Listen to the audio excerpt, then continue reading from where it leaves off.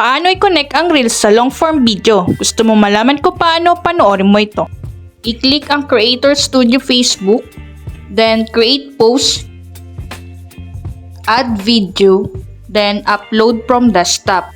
Select the video na gusto mong i-upload. Maghintay ng ilang segundo hanggang matapos ang uploading. Mag-add ng video title. Sa description naman, optional lang, kahit hindi mo nalagyan. Choose your thumbnail or mag-upload kayo ng sarili nyo. Then, click next. Click next again. Maghintay na ilang segundo hanggang matapos ang copyrighted check. Sa taas na bahagi, i-turn on ang create a reel from your video. Then, after that, create a title for your reels. Then, click try it para ma-edit natin at makuha natin kung ano yung gusto nyong part from this video at maging reels. After ma-set up yung lahat, yung i-upload yung video for reels, click share. So ayan, okay na. Uploaded na ang inyong reels at long form video.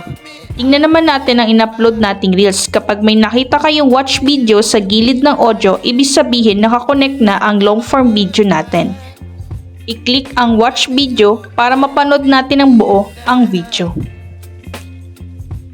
Thank you for watching.